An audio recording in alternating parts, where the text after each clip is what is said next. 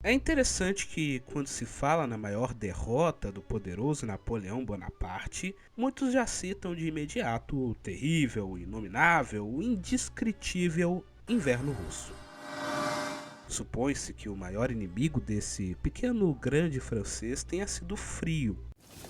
Mas e se eu te dissesse que uma pequena ilha no Caribe deu para o nosso estimado imperador francês tanta dor de cabeça quanto os russos? Essa mão aí no colete não é nenhum símbolo de poder não, e sim uma terrível dor de barriga que uma certa figura lá do outro lado do Atlântico estava causando para a poderosa França. O seu nome? Toussaint Louverture, o primeiro dos negros, como ele se declarou, a Napoleão, o primeiro dos brancos. Claro que o general baixinho não gostou nada de ser equiparado a um ex-escravo, mas teve que se segurar, aceitar e chorar na cama, que é um lugar quente, a não ser que essa cama esteja na Rússia.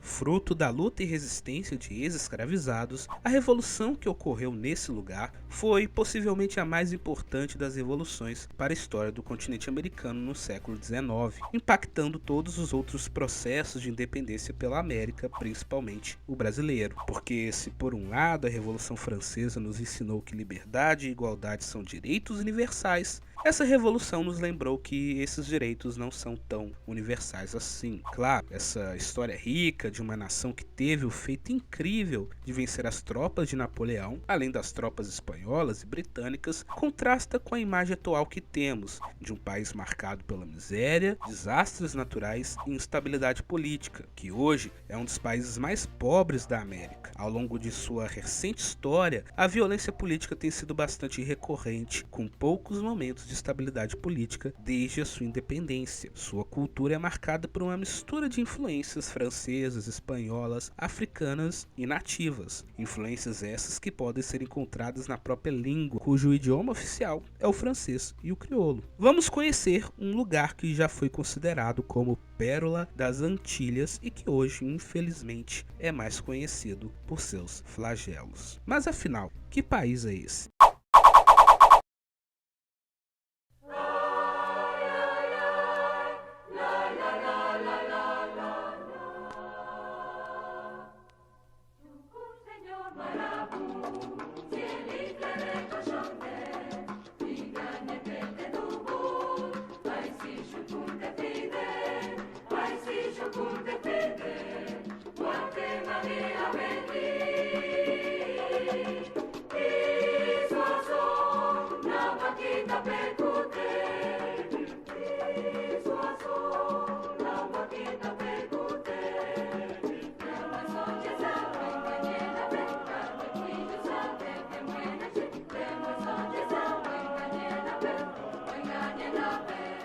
A República do Haiti, para aqueles que não estão familiarizados, é um dos países mais populosos da região do Caribe, com um pouco mais de 11 milhões de habitantes, um pouco menos que o estado da Bahia, para efeitos de comparação. O Haiti divide a ilha de Hispaniola com a República Dominicana, que ocupa quase 2/3 da ilha, e isso é um dado significativo quando se trata da identidade nacional de ambos os países. Vale lembrar que o direito da totalidade territorial da ilha já foi disputado em vários momentos da história por ambas as nações e hoje é um dado importante da identidade nacional desses países. O nome Haiti significa terra de montanhas. Foi dado pelos taínos, um grupo étnico indígena que já mencionamos no vídeo sobre Porto Rico e que foram um dos primeiros grupos a ocupar a ilha há mais de 7.000 anos. Antes da chegada dos europeus, no fim do século XV, eles, os taínos, viviam da agricultura. Eram organizados em cacicados e somavam-se juntos cerca de 500 mil de indivíduos. Estima-se que já nas primeiras décadas de colonização da ilha, esse número tenha sido reduzido a menos de 3.000.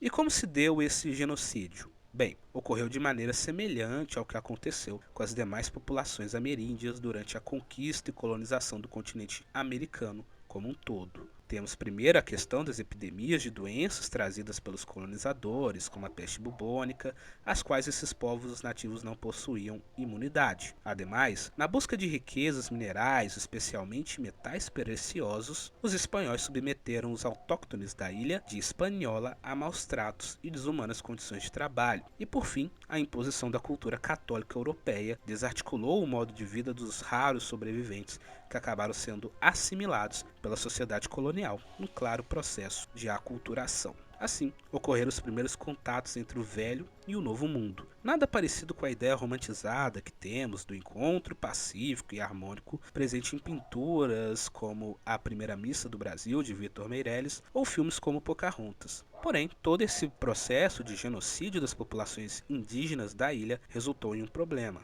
Não havia mais mão de obra suficiente para os empreendimentos dos espanhóis na ilha. Assim, não só estavam comprometidas as atividades de busca e extração de minérios, como também a incipiente empresa da cana-de-açúcar, que por volta de 1520 começou a ser implantada na ilha. Foi aí que, diante desse problema, um padre dominicano chamado Bartolomeu de las Casas sugeriu que se trouxesse da África a mão de obra necessária para a exploração dos novos territórios. Mas a verdade é que a Espanha, durante o século XVI, preferiu focar seus esforços para a conquista, exploração e colonização do continente, e não só de uma pequena ilha. Focaram suas ações nos embates contra a Confederação Azteca na Mesoamérica e o Império Inca nos Andes. E, se aproveitando que a Espanha estava um tanto quanto ocupada e pouco interessada no Caribe, comerciantes, aventureiros e piratas franceses, e sim, começamos a falar de piratas do Caribe, ocuparam o lado oeste da ilha e deram o nome de colônia de São Domingos. E aí sim, a França, muito mais rica e politicamente mais forte que a Espanha, começou a investir pesadamente na importação de escravizados e no desenvolvimento de plantations na parte ocidental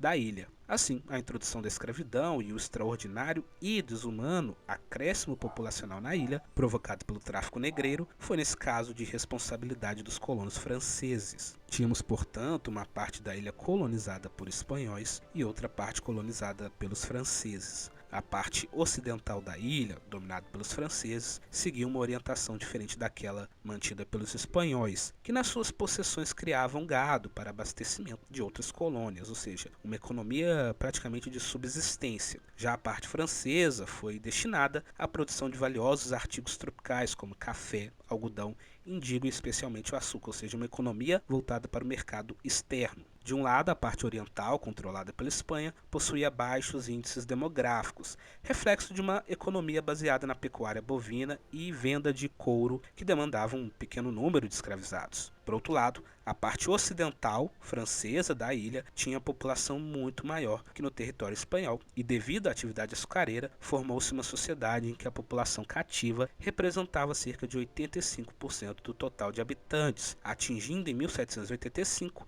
a impressionante cifra de 70 mil almas negras naquela parte da ilha. Foi, portanto, por meio da imensa importação de escravos africanos durante a colonização francesa em São Domingos que foram lançadas as sementes do único estado independente constituído por africanos fora da África, que, regadas com o suor dos escravizados, germinaram ao sol junto aos canaviais o processo de independência que faria nascer o Haiti. No decorrer do século XVII e XVIII, a colônia francesa de São Domingos tornou-se a colônia europeia mais rica do Novo Mundo e contribuiu com um quarto da riqueza da França, e assim passou a ser conhecida como Pérola das Antilhas, uma riqueza oriunda do amargo doce das plantações de açúcar voltadas para o mercado externo. Além disso, na segunda metade do século XVIII, com a independência das 13 colônias inglesas na América do Norte, estreitaram-se as relações comerciais entre essas duas partes, beneficiando ainda mais a economia da colônia francesa, que, por sua vez, aumentou a demanda por escravos africanos para suprir as plantations. Dessa forma, pode-se identificar dois grandes pilares de sustentação da economia colonial de São Domingos: a plantation açucareira e o tráfico de escravizados. Tem-se a formação de uma colônia definida a partir das demandas econômicas, gerando uma sociedade extremamente estratificada, com os grandes proprietários de terras e comerciantes escravizados no topo e na base uma vasta população de escravizados. Porém, é importante destacar que entre o topo e a base dessa pirâmide havia uma composição social ampla e complexa. Entre os grandes proprietários de terras e comerciantes e os escravizados, havia uma pequena população branca empobrecida que vivia do artesanato e do pequeno comércio, além de uma também pequena população composta de mulatos libertos que estavam sempre à procura de ascensão social naquela sociedade estratificada. Foram os escravizados e os ex-escravizados que acabaram promovendo um conturbado e longo processo de independência que significativamente efetivamente ocorreu ao mesmo tempo em que a Revolução Francesa eclodia na cara de Luís XVI. Bom, a história dessa revolução é longa, cheia de protagonistas, antagonistas, reviravoltas, massacres, tudo muito parecido com Game of Thrones. Mas, para esse vídeo não ficar longo demais, vamos resumir essa história. E se você quiser saber a fundo sobre a Revolução Haitiana, comente aqui embaixo que vamos procurar fazer um vídeo só sobre esse assunto. Enfim, após uma série de revoltas e guerras entre escravizados, ex-escravizados, a metrópole e os colonos favoráveis à escravidão, o Haiti tornou-se independente e sua primeira ação foi, obviamente, abolir a escravidão. Em 1801, o ex-escravo Toussaint Louverture tornou-se governador-geral, mas depois de dar muita dor de cabeça aos franceses durante as guerras de independência, acabou sendo deposto e morto pelos franceses. Seu sucessor, o líder Jean-Jacques Dessalines, organizou um exército e derrotou os franceses em 1803. No ano seguinte, foi declarada a independência, sendo o segundo país a se tornar independente nas Américas. O Haiti independente não foi reconhecido nem pela antiga metrópole, nem pelos Estados Unidos. Afinal de contas, como um país escravista poderia reconhecer uma nação originada de uma revolução organizada e protagonizada por escravizados e ex-escravizados? Em uma América majoritariamente escravista, todos os brancos tinham muito medo do exemplo haitiano. O pânico foi particularmente forte em países com maioria negra, como o Brasil e o sul dos Estados Unidos, e esse medo ficou conhecido como haitianismo. Enfim, após uma série de revoltas e guerras entre escravizados, ex-escravizados, a metrópole e os colonos favoráveis à escravidão, o Haiti tornou-se independente e sua primeira ação foi, obviamente, abolir a escravidão. Em 1801, o ex-escravo Toussaint Louverture tornou-se governador-geral, mas depois de dar muita dor de cabeça aos franceses durante as guerras de independência, acabou sendo deposto e morto pelos franceses. Seu sucessor, o líder Jean-Jacques Dessalines, organizou um exército e derrotou os franceses em 1803. No ano seguinte, foi declarada a independência, sendo o segundo país a se tornar independente nas Américas. O Haiti independente não foi reconhecido nem pela antiga metrópole, nem pelos Estados Unidos. Afinal de contas, como um país escravista poderia reconhecer uma nação originada de uma revolução organizada e protagonizada por escravizados e ex-escravizados? Em uma América majoritariamente escravista, todos os brancos tinham muito medo do exemplo haitiano. O pânico foi particularmente forte em países com maioria negra, como o Brasil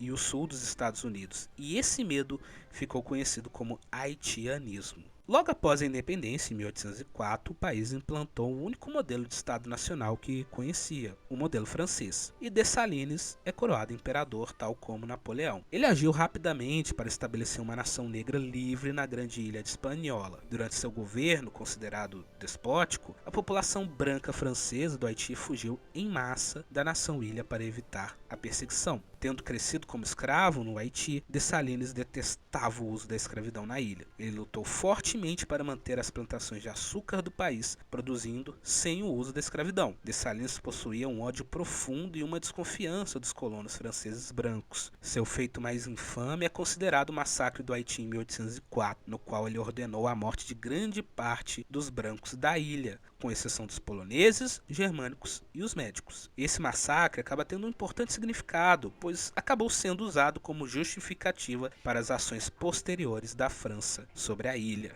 Dessalines ajudou a estabelecer uma nação negra livre no Haiti, mas também estabeleceu o que ficou conhecido como militarismo agrário. Suas forças ajudaram a controlar com firmeza um sistema em que todos os cidadãos do Haiti trabalhavam nas plantações para ajudar as indústrias de café e açúcar do país ou serviam nas forças armadas para proteger o país. Dessalines foi assassinado por seus rivais políticos em 1806. Apesar disso, Dessalines é reverenciado na história haitiana por garantir a independência da nação e servir como seu primeiro chefe de Estado. Após a morte de Dessalines em 1806, houve o clássico dilema da sucessão e 3 homens acabaram compartilhando o poder, controlando uma nação jovem e agora dividida. O Haiti foi dividido em Reino do Haiti ao norte e República do Haiti ao sul até 1821. Henri Christophe governou o Reino do Norte como rei, enquanto Alexandre Pétion governou a República no sul como primeiro presidente de fato do Haiti. Lembrando que Dessalines foi coroado imperador.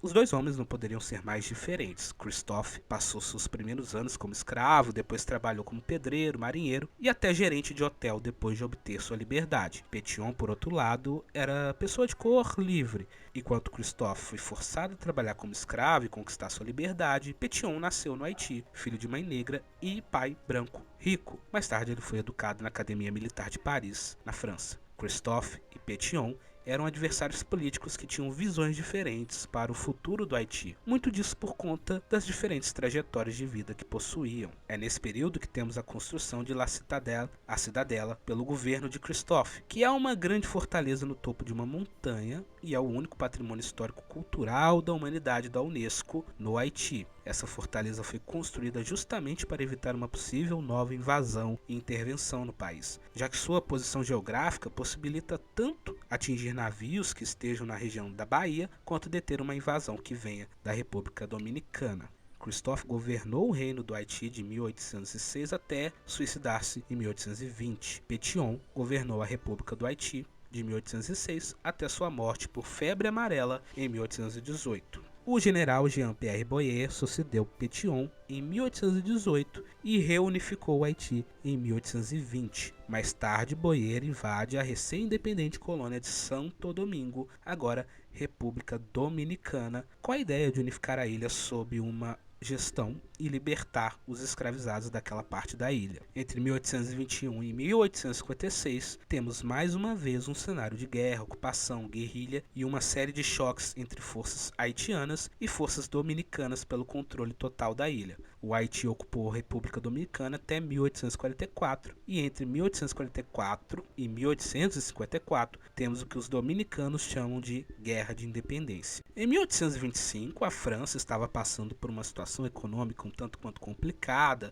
por conta do fim das guerras napoleônicas e as consequentes dívidas com os custos da guerra e indenizações originadas do Tratado de Paris de 1815. E assim, o então rei francês Carlos X se lembrou de uma pequena ilha no Caribe com a qual a França tinha um passado. E como um ex que manda um oi sumida na madrugada, a França manda uma frota para o Haiti. Só que não só para dizer oi, mas sim obrigando o pagamento de uma indenização pela perda das propriedades francesas com a independência. Era pagar ou então a França iria tomar a ilha de volta. O Haiti, sob o governo de Jean-Pierre Boyer, cercado pela frota da ex-metrópole, concordou em assinar um tratado pelo qual seu país pagaria à França a quantia de 150 milhões de francos a título de indenização. A dívida depois foi reduzida para 90 milhões, mas mesmo assim isso exauriu a economia do país. Depois dessa chantagem, em 1826, a França renuncia aos seus direitos de soberania e finalmente reconhece a independência do Haiti. Porém, esse é o início da dívida externa do Haiti. Num puro caso de extorsão, o Haiti ficou pagando essa indenização até 1947, ou seja, mais de 100 anos pagando por sua independência. Para conseguir pagar, o Haiti teve de contrair uma série de dívidas com diversos bancos e diversos governos ocidentais. Soma-se a isso, o Haiti teve que lidar também com os custos da guerra contra a República Dominicana. Em 1859, com o fim das tretas com a França e a República Dominicana, temos enfim a formação da República do Haiti, um regime que vai durar entre trancos e barrancos até 1957. Aos trancos e barrancos, porque primeiro vamos ter uma instabilidade política muito grande, com deposições, golpes, eleições suspeitas. E segundo, o Haiti vai ser invadido e ocupado. A partir do final do século XIX, temos alguns episódios de interferência estrangeira no Haiti. Em 1879, os Estados Unidos queriam construir uma base naval no Haiti, sem muita preocupação se os haitianos iriam gostar ou não dessa ideia. O presidente haitiano à época resistiu a isso e, para surpresa de ninguém, acabou sendo derrubado numa das primeiras demonstrações de como funcionaria a política externa americana ao longo do século XX nas Américas. Da segunda metade do século XIX ao começo do século XX, 20 governantes sucederam-se no poder. Desses, 16 foram depostos ou assassinados. Além disso, entre 1915 e 1934, tropas dos Estados Unidos ocupam o Haiti sob o pretexto de proteger os interesses norte-americanos no país. Os Estados Unidos invadem o Haiti por medo de que o país pudesse sofrer de influências externas, principalmente da Alemanha, que em 1897 já havia ameaçado de invasão à ilha por conta de um incidente diplomático. Em 1915, os Estados Unidos mandam uma força-tarefa com um encouraçado e uma força de fuzileiros navais e ocupam o país, usando como justificativo o fato do então presidente Vybrung Lam ter ordenado a morte de 167 opositores políticos. Por essa ordem, ele foi linchado pelos familiares dos opositores. Os Estados Unidos, temendo que um novo governo fosse anti-Estados Unidos e pró-Alemanha, decidiram ocupar o Haiti, incluindo a retirada de $500 milhão em ouro do Banco Nacional Haitiano, que foi colocado em um banco em Nova York. É eleito um novo presidente pró-Estados Unidos, foi escrita uma nova Constituição, inclusive quem escreve essa Constituição é justamente um cara chamado Franklin Delano Roosevelt, que mais tarde se tornaria um dos grandes presidentes americanos. É curioso que o Haiti teve um grande avanço da sua infraestrutura durante esse período, só que boa parte desse avanço foi feito com base na mão de obra servil, em que tropas americanas obrigavam as pessoas a construírem estradas e tudo mais. Claro que houve resistência à ocupação americana. A resistência à ocupação dos Estados Unidos era liderada por grupos chamados CACOS. No início da década de 1930, temos uma mudança na política externa americana e, com isso, um acordo para o fim da ocupação dos Estados Unidos no Haiti. Sai o grande porrete e entra a boa vizinhança. O fim da ocupação ocorre oficialmente em 1934, porém, o orçamento do Haiti continua sendo controlado pelo Conselho Financeiro dos Estados Unidos até 1941. Após a retirada das tropas estadunidenses em 1934, o Haiti seguiu sofrendo com interferências externas, sobretudo dos seus vizinhos ao leste. Em 1937, o ditador da República Dominicana, Rafael Trujillo, entra em vários conflitos com o Haiti. Trujillo usa o sentimento anti-Haiti como uma ferramenta nacionalista, com um forte recorte racial, já que na República Dominicana não existiam tantos afrodescendentes quanto no Haiti. Para se ter uma ideia, os negros na República Dominicana são muitas vezes chamados pejorativamente de haitianos, mesmo tendo nascidos dominicanos. O período da década de 40 e 50 é marcado por uma série de golpes e governos autoritários. Estamos no contexto do pós-guerra e início da Guerra Fria, em que os Estados Unidos vão apoiar golpes de Estado e governos autoritários por toda a América, com a justificativa de impedir a ascensão do comunismo nessas áreas. É nesse contexto que, em 1954, temos a ascensão do famigerado Dr. François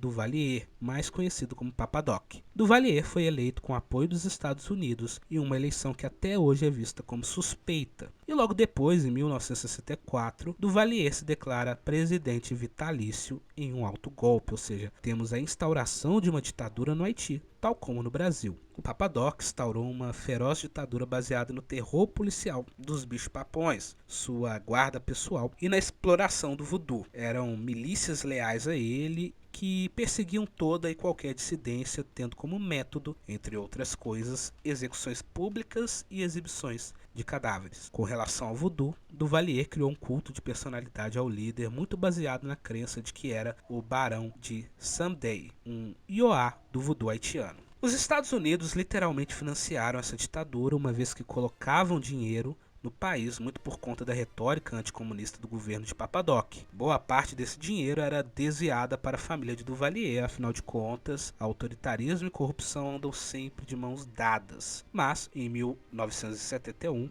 o Papa Doc morre e é sucedido por Jean-Claude Duvalier, seu filho, o Baby Doc.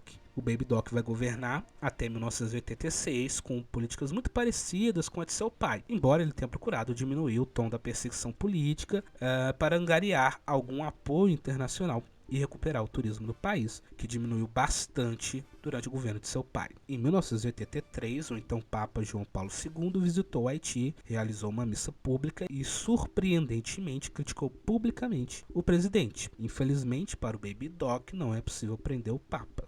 Durante os 15 anos de governo Baby Doc, você tem progressivamente o crescimento da oposição contra Duvalier Filho, até o momento em que os protestos de 1985 se disseminam por todo o país. Em fevereiro de 1986, com pressão popular e dos Estados Unidos, o Baby Doc foge, curiosamente, para a França. Algumas estimativas colocam que entre 40 e 60 mil haitianos foram mortos durante as ditaduras Duvalier, além de um número altíssimo de pessoas capacitadas que fugiram do país. Muitos deles foram para o Canadá, país que tem uma das maiores comunidades haitianas fora do Haiti. O Haiti no século XXI viveu mergulhado em crises, Para se ter noção, em 2004, ano em que o país comemorava o bicentenário de sua difícil independência, o país acabou tendo de ver a intervenção da França, antiga metrópole, e dos Estados Unidos, que haviam ocupado o país por quase 20 anos, por conta de mais um golpe militar. Mergulhado em uma profunda crise política que se estende até os dias de hoje, a ocupação estrangeira no país tem sido uma marca da história recente do país e acaba sendo um resultado direto de um passado marcado por uma colonização violenta e um longo e complicado processo de independência. Para piorar ainda mais a situação, em 12 de janeiro de 2010, um terremoto de proporções catastróficas com magnitude sísmica de 7,3 na escala Richter atingiu o país. Estima-se que entre 220 mil e 300 mil pessoas tenham morrido devido ao tremor, além de 300 mil feridos e 1,5 milhão de desabrigados. O Haiti, no fim, acaba nos sendo bastante próximos, não em termos de distância, é claro, mas acaba que nós nos reconhecemos nas imagens que nos chegam do país. A desigualdade, a violência que recai sobre uma população negra, uma política de país ineficaz, acaba por vezes sendo um reflexo no espelho daquilo que vemos também nas cidades e periferias brasileiras. Porém, curiosamente, nos esforçamos sempre em parecer aquilo que não somos. Buscamos reforçar, até mesmo criar ligações com a Europa, ao invés de nos conectar com a América Latina como um todo. Nos esforçamos para dizer que não somos e nem queremos ser como o Haiti, mas este Haiti presente no Brasil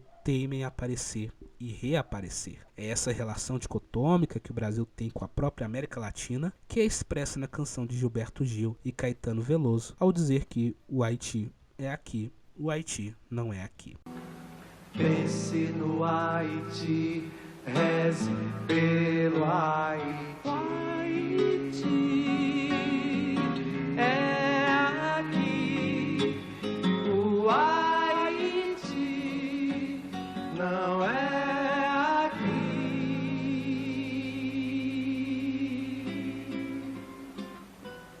Muito bem, chegamos ao fim de mais um vídeo aqui no canal, que nós falamos um pouco, quase 30 minutos de vídeo falando sobre a história do Haiti, que é uma história riquíssima, né? Não teria nenhuma outra forma da gente conduzir esse vídeo que não fosse longo, né? Tal como a história de Cuba, né? Que já foi um vídeo um tanto quanto enorme, por assim dizer. O Haiti não seria diferente, ainda assim a gente resumiu muito sobre a questão da Revolução Haitiana e eu deixei a critério de vocês comentar aqui embaixo se vocês querem um vídeo só para falar sobre a Revolução Haitiana, que é um evento assim fundamental para o século XIX nas Américas, né? Principalmente no que diz respeito às outras independências, né? Vale lembrar que o Haiti é o segundo país a se tornar independente nas Américas, né? Depois somente dos Estados Unidos ali que consegue sua independência um pouco antes, né?